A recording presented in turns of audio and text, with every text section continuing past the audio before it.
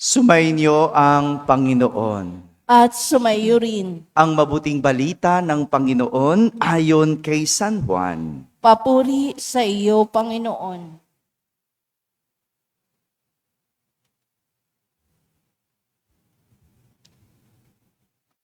Noong panahong iyon, tumingala si Jesus sa langit at ang wika, Ama, dumating na ang oras. Parangalan mo ang iyong anak upang maparangalan ka naman niya. Sapagkat pinagkalooban mo siya ng kapangyarihan sa sangkatauhan upang magbigay ng buhay na walang hanggan sa lahat ng ibinigay mo sa Kanya.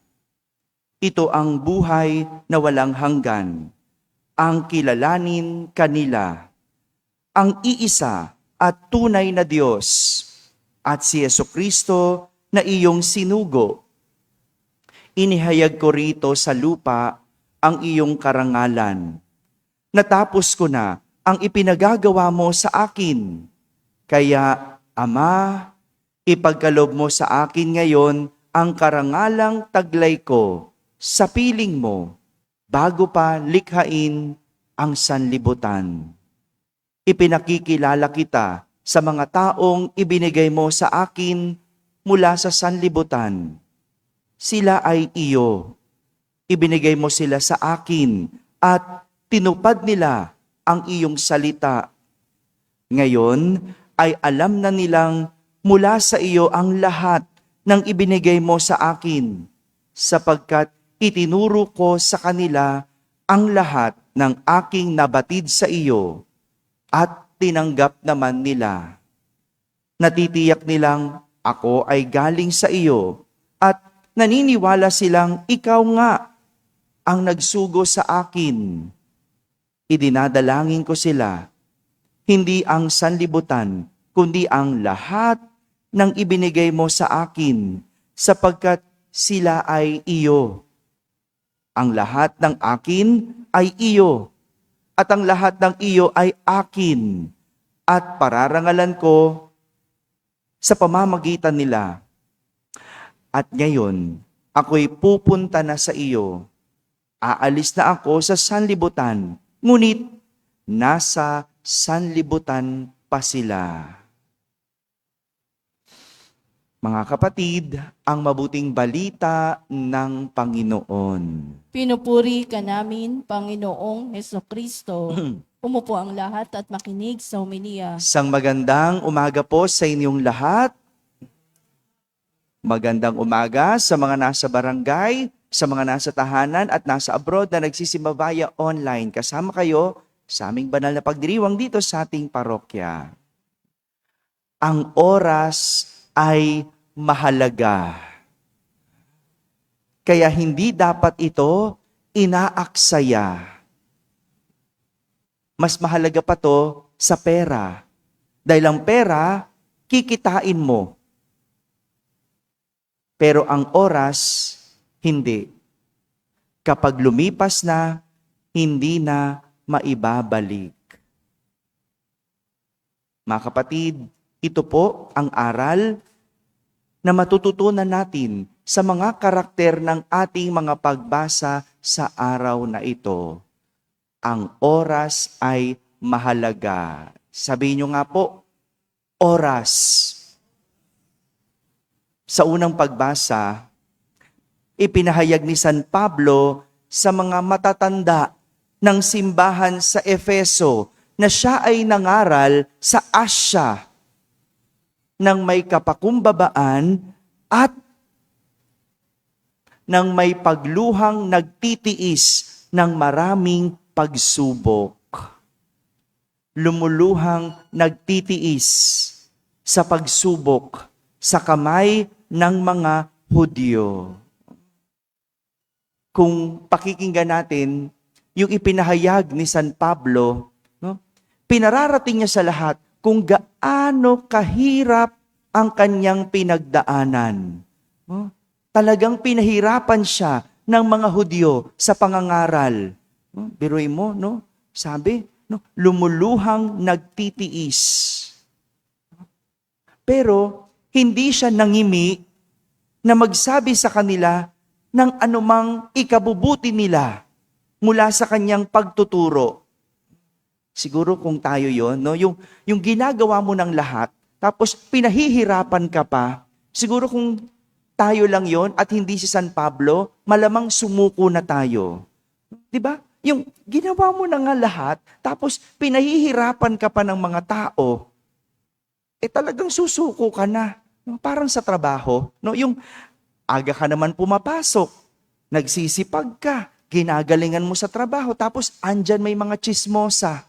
No? Andyan may pintas ng pintas sa iyo. Di ba? Anong gagawin mo?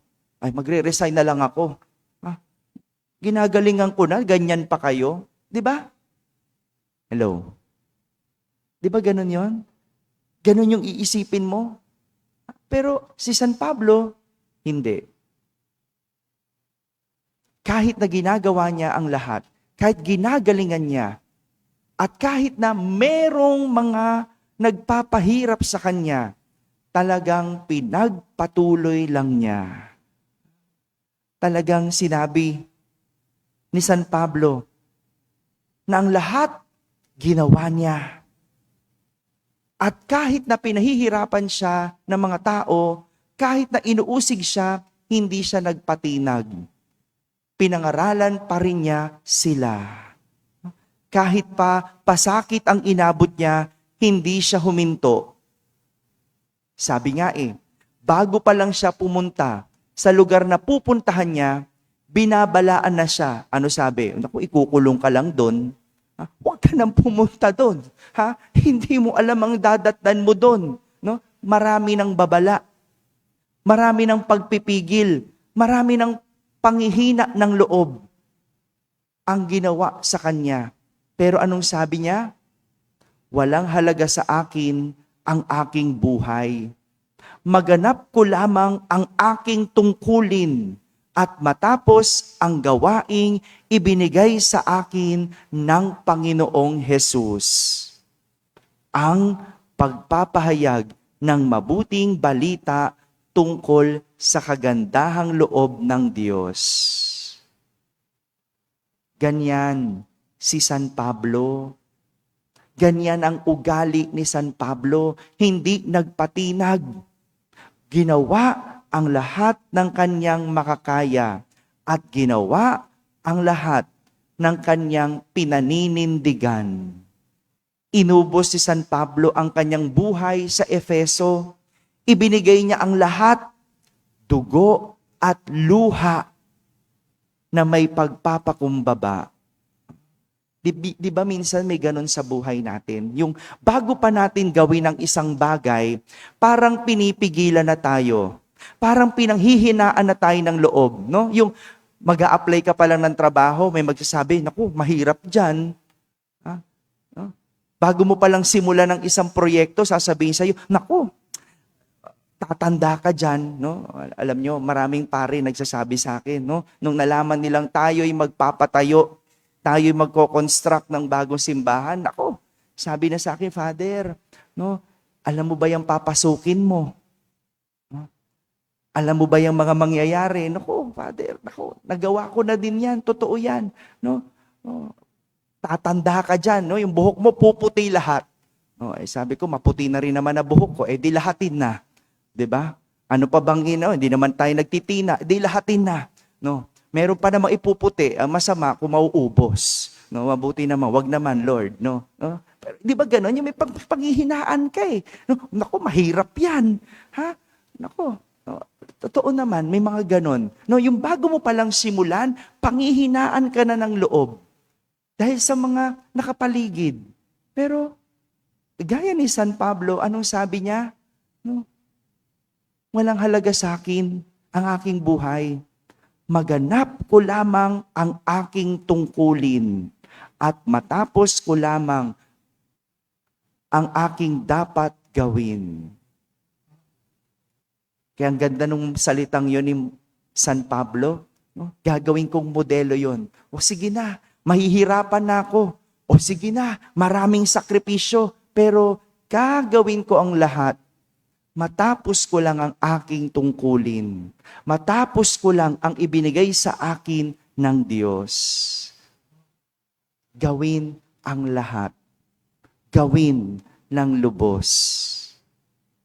Samantala, sa ating ebanghelyo, habang nagdadasal, habang nananalangin si Jesus, noong huling hapunan, sinabi niya, Ama, dumating na ang oras. Sabihin niyo nga po, oras. Ang oras na tinutukoy ni Jesus ay ang oras ng kanyang pagpapakasakit, kamatayan, at muling pagkabuhay. No? Yun yung tinutukoy niyang oras. No? Na siyang mangyayari. No? Hindi pa nangyari yung mga pagpapakasakit. Hindi pa nangyari yung kamatayan. Hindi pa nangyari yung muling pagkabuhay ni Jesus. Pero sinasabi na niya, dumating na ang oras. Sa mga oras na iyon, sinasabi ni Jesus na mahahayag ang kadakilaan ng Diyos.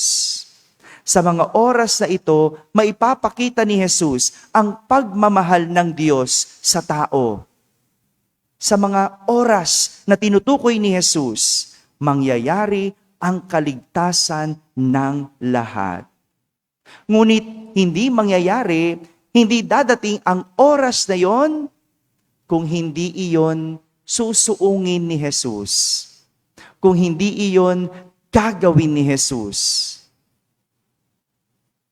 Kaya nga, nanalangin si Jesus sa Ama na ang oras ay dumating para maparangalan ang Ama. Ganito naman ginugol ni Jesus ang kanyang buhay. Lahat para sa ikararangal ng Diyos. Wala siyang sinayang na oras na hindi para sa ikapupuri ng Diyos. Tignan nyo, no? Kahit si Jesus, ginawa ang lahat. Kahit si Jesus, ginawa, nagsumikap, nagtiis, nagtiyaga. At sa huli, nagtagumpay. Di ba kahapon, pinagnilayan natin kung paano magtagumpay? Naalala nyo pa? Sabi natin, walang iba kundi ang paglapit kay Jesus. Dahil si Jesus, napagtagumpayan niya ang lahat sa buhay. Kaya huwag tayong lalapit kung kani-kanino. Huwag lalapit sa maling tao. Kapag napanghihinaan, nahihirapan, may kapighatian. Anong sabi? Lumapit kay Jesus. Dahil pinagtagumpayan niya ang sanlibutan. Yun yung kahapon. Ngayon naman, pinagdinilayan natin, paano pa rin magtagumpay? Ano yon? Ibuhos ang lahat ng lakas at huwag magsayang ng oras. Ang oras ay mahalaga, kaya huwag itong sayangin. Naalala ko, nung ako'y nasa kolehiyo, alam nyo, ito yung pinakamahirap na panahon ng aming buhay. No? Pinakamahirap. No? Kasi dito na nawala yung aming negosyo. No? Kung kailan ako magkokolehiyo, no? Alam naman natin, di ba? Sa kolehiyo, mataas ang gastusin. Di ba? Ang tuition, tapos baon, project, no? Di ba? Mahal magpaaral. At yung nasa kolehiyo ako, ito yung pinakamahirap na panahon o oras ng aming buhay. No? Mahirap kasi wala na yung dati naming nakasanayan. Sa sobrang hirap, wala nga akong pampaaral. Ay mabuti na lang at salamat sa Diyos, ako ay nakapasok sa isang pampublikong paaralan na ako ay scholar. No? Mabuti na lang, ginalingan ko nung high school. No? Hindi ako nag-entrance exam. No? exempted ako doon sa pinasukan kong eskwelahan, no? Kapag may honor ka kasi doon sa eskwelahan na yon, ikaw ay wala ng exam, no? So ginalingan ko ng todo nung high school, nakapasok ako ng libre sa kolehiyo, no? At sabi ko sa sarili ko, nung nag-aaral ako, gagalingan ko, aayusin ko para makuha ko ang pinakamagandang trabahong kaya ko. Yung trabahong magbibigay sa akin ng malaking sweldo. No? Kasi sabi ko, ayoko ng ganitong buhay. No? Naranasan ko kasi maginhawa, tapos naranasan ko yung mahirap na buhay. So sabi ko, gagalingan ko. Ayoko na ng ganito. No? At ganun din, nung ako'y nasa seminaryo, sabi nga ng spiritual director ko, sabi niya, Danichi, hindi habang panahon, ikaw ay seminarista. Kaya hanggang nandito ka sa seminaryo, mag-aral kang mabuti. Ayusin mo ang sarili. No? Palalimin mo ang relasyon sa Diyos at patatagin ang buhay panalangin. Dahil hindi na mauulit ang lahat ng panahon sa seminaryo. Alam nyo, dinala ko yon. Yung aral na yon hanggang ngayon. Ngayong pari na ako, mula noong nag-aaral ako ng kolehiyo, nagtrabaho, nasa seminaryo, at kahit na pari na ako, saan man ako dalhin, ginagalingan, binibigay ang lahat. Hindi nag-aaksaya ng panahon dahil hindi ko na mauulit ang panahon. Hindi na mauulit. Huwag kong sasayangin. Galingan mo na. At naniniwala ko, kung nasan man tayo ngayon, ito'y paghahanda para sa ating kinabukasan. Kaya kung tutulog-tulog ka ngayon, kinabukasan mo, tutulog-tulog din. No? Galingan mo na ngayon. Ibuhos mo ng lahat. At ganito rin para sa lahat. Hindi ka habang buhay, nandyan kung nasan ka ng yugto ng iyong buhay ngayon. Kaya galingan mo. Hindi mo na maibabalik ang lumipas na oras, pero kaya kang dalhin sa magandang bukas. Basta, gagamitin mong mabuti ang iyong oras.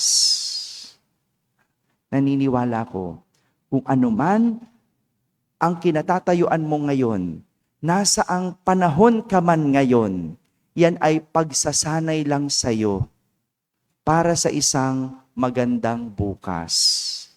Ang tanong lang, gusto mo ba ng magandang bukas? Gusto mo bang mabago ang iyong katayuan? Kung gusto mo, galingan mo. Ibigay mo ang lahat. Ibigay ang lakas. At hindi na maibabalik ang nakalipas. Amen? Amen.